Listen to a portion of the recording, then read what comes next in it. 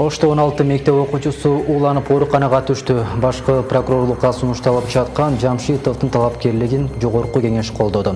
Ушул жана башка маалыматтар менен түз эфирде кабарлар. Студияда мен Дөөлөтбек Кочкорбаев. Саламатсыздарбы?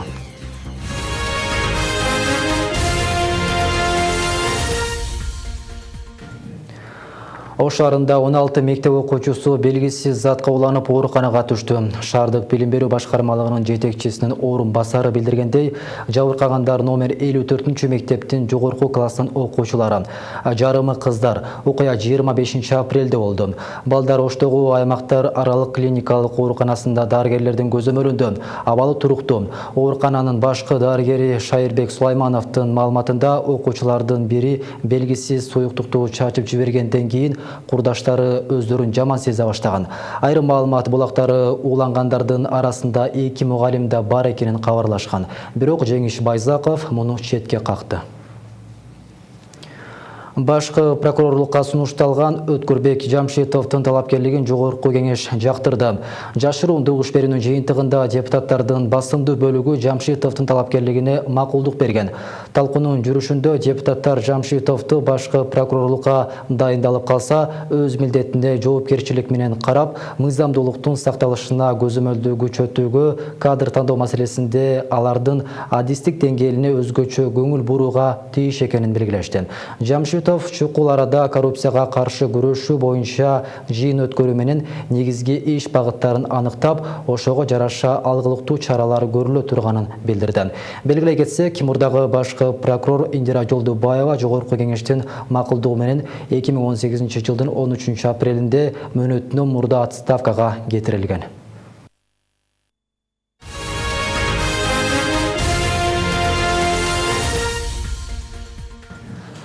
Былтыр жай мезгилинде 8 адамдын өмүрүн алган автокырсыктын күнөөлүүлөрү аныкталып, жазасын ала элек. Бүгүн кырсыктан жакындарын жоготкон жарандар маалымат жыйынга чогулуп, күнөөлүүлөр жазага тартылбай жатканын айтып даттанышты. Авария болгон учурда ошол учурдагы өкмөт башчысы Сооронбай Жээнбеков кырсыктын иликтөөнүсүн жеке көзөмөлүнө аларын айткан болчу. Мындан улам жабыркаган тарап өлкө башчысына кайрылуу жолдоп, күнөөлүүлөрдү тезирээк аныктап, жазасын берүүгө көмөк кылуусун айтышты. Эскерте кетсек, авто кырсыкта Honda Step үлгүсүндөгү унаа катуу ылдамдыкта келип, MAN үлгүсүндөгү жүк ташуучу унаа менен кагылышкан. Ошол учурда Honda Step'тин артында келаткан Odyssey үлгүсүндөгү унаадагы кырсыкка кабылган, Honda Step'ти сүзүп, андагы жүргүнчүлөрдү тепсеп кеткен. 9 ay болуп атат. Ушул 9 айдын ичинде Өкчө Дүйшөбек уулу Санжарбек, Карасуу неме өзгөнөр Куршаптан болот. Степ вагондун шофёру.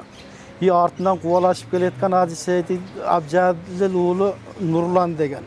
Бул дагы артынан келип чачылып кеткен адамдарды сүрүп, тебелеп тормуз берип, каптап койгон. Кимиси болсо деле мына не болду жыйынтыгы, ким камалды, ким канча неме болду деп сурап койсо жакшы болот эле. Ош шаарында жарыяланган 3 айлык ишембиликтин аткарылышы текшерилди. Кала башчысы баш болгон өкүлдөр айрыкча Сулайман Тоо, Достук жана Туран аймактык кеңештериндеги тазалыктын сакталышына дыккат көңүл бурушту. Себеби бул аймактар шаардын чет жакасында жайгашып, ишембилик жакшы аткарылбай жаткан. Ошондуктан 3 айлыкка жергиликтүү тургундарды да көмөктөшүүгө чакырышты. Мындан сырткары Ош тазалык ишканасына, көрктөндүрүү жана жашылдандыруу чарба комбинатына калган 1 айлыкты алгылыктуу жыйынтыктоо милдеттендирилди. Иш-чарада көрсөтүлгөн жумуштар тийиштүү деңгээлде жүргүзүлбөй жаткандыгына өзүбүз күбө болдук. Бул аймактык кеңештерге милдеттирилген жер бар. Анан кийин өзүбүздүн жанагы көрктөндүрүү, жашылдандыруу, тазалык ишканалары, башка ишканаларга ошол жерде жолдун боюнда жайгашкан жеке соода түйүндөрү бар. Ошол кимге тиешелүү болсо өздөрүнө жараша чараларды колдонобуз деген ойдомун.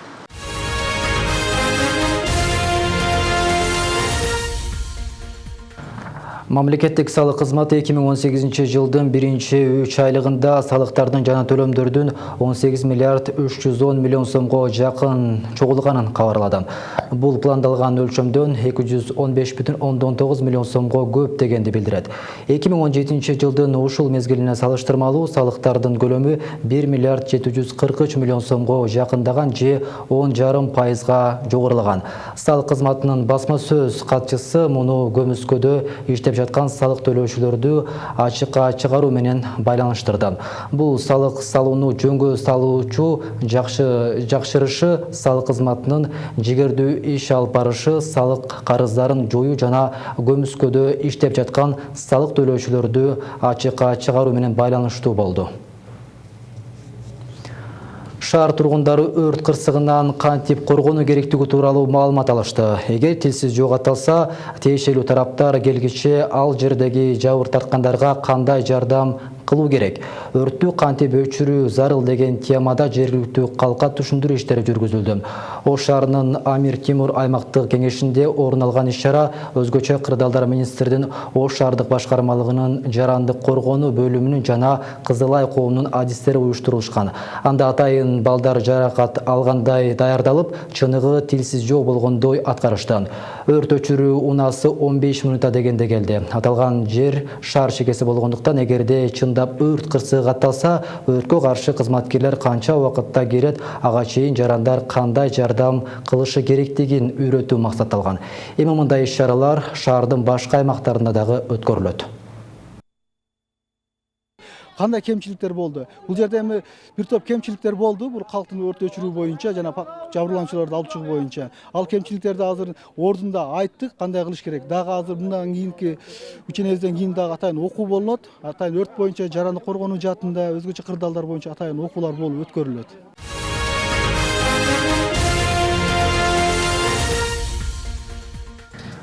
Өлкөнүн эң четки аймагы болгон Лейлектин Көкташ айылында жол негизги көйгөй айланды. Тоо аралап өткөн 20 чакырым жол асфальтталмак турсун, шагылда төшөлгөн эмес. Жергиликтүүлөр айыл төптөлгөндөн чейрек кылымдан бери таптакыр оңдолбогон жол менен жүрүшөт. Жыл сайын бийлик өкүлдөрүнө кайрылышканы менен жыйынтык жок. Элеттиктердин жүдөткөн жол көйгөйүн кабарчыбыз кабар алган. Бул тоо аралап кеткен жол Лейлектин Көкташ айылына барат. Сумбула айыл өкмөтүнүн Көкташка чейинки аралык 20 чакырымды түзүп, такыр асфальт төшөлгөн эмес. Айыл түптөлгөндөн бери жылына бир жолу тегизелип, сүрдүрүлүп гана турат. Каттамдар кар калың жааганда анан селк кеткенде токтоп калат. Ошондо жеңил унааларды менен ишет, жеңил унааларда жол жаман, мына вездоходдорду менен ишет да, сонун Нивасияларды менен барышат, эптеп барып келгенде зарылдар барып келет, калганы бара албай калат. Айылдагы 600дөй кожолук шаарга же айыл өкмөткө каттаганда жайы кышы кыйналышат. Анткени айыл деңиз деңгээлинен 1800 метр бийиктикте жайгашып, кар калың жаайт. Ал убакта каттамдар токтоп, жол жабылып калат. Жайкысын жамгырдын суусу көлчөктөп, жол баткакка айланат. Мен өзүмдө алган бар, бир жылга 5-6 жолу ходовой часын кыласың. Ремонт. Жолубуз кыйын. Катнашып, алыспыз. Мен өзүңөр көргөндөй жолду каракыла, баткакка чыгып атат. Силер дагы жүдөп кеттиңер окшойт. Айыл өлкөнүн эң алыскы аймагы болуп, Борбордон 1100 чакырым аралыкта жайгашкан. Андыктан бийликтин көңүл сыртында калганбыз деп жергиликтүүлөрүн алышат. Быйыл эми аймактарды өнүктүрүү жылында Көкташка да көңүл бурулуп, чек арадагы айыл макамын берип, жол суу маселелерибиз чечилер деп үмүттөнүшөт. Айылыбыздын жолдору өтө начар акыбалда. Биздин ошо Борбордон алыс болгонуга, биздин жерлерге эч ким баягы машинесин аяйбы, же жол кырасы төлөнбөйбү мамлекет тарабынан, ошо көңүл бөлүнбөй турат да. Элдерге жардам берсе, ушул жердеги туруктуу эл көчпөй, чек арада мыкты сакталып калат деген ойдобуз да. Бул биздин демилгебиз менен жөн 1 километр жерин асфальттап бердик, ушул айылдагы асфальт көчүрүндө. Бары жокту эл жашоочулар ээлеп алган, сел жүрчү сайдан гана жол калган. Анан кантип ал жерде асфальт кыласың? Аның үчүн айылдын кен планына ылайык бүт элди бир жерге жакшылап жайгаштырып туруп, анан кийин элге шарт жаратыш керек. Көкташ Сумбула жолун оңдоо 2022 жылдан кийин пландалганын район акими кошумчалады. Эске салсак, Көкташ Тажикстандын 10дон ашык айылы менен чектешет. Элетте жаз кеч келип, кыш эрте кеткендиктен дыйканчылыкка да ылайыкташкан эмес. Фируза Аскарбек кызы, Жыргалат Дижелил уулу, Ынтымак, Лейлек району. Кыргызстанда демографиялык өсүш байкалууда. Улуттук статистикалык комитеттин бүгүн 25 апрелде берген маалыматына ылайык, үстүбүздөгү жылдын 1-кварталында 42.411 бала төрөлгөн. Бул былтыркы жылдын ушул мезгилине салыштырмалуу 10.000 балага көп. Мындан тышкары 2018 жылдын 1-кварталына карата аты жөнүн алмаштыргандардын саны 2,4% азайды. Статистикалык комитет бул калктын бирдиктүү базасынын түзүлгөнүн себеп болгонун кабарлады. Мына ушундай кабарлар программабызды жыйынтыктайт. Дагы башка маалыматтар ынтымактын өздүк сайтына дагы жайгаштырылат. Ал үчүн ынтымак @KG сайтына баш баксаңыздар болот.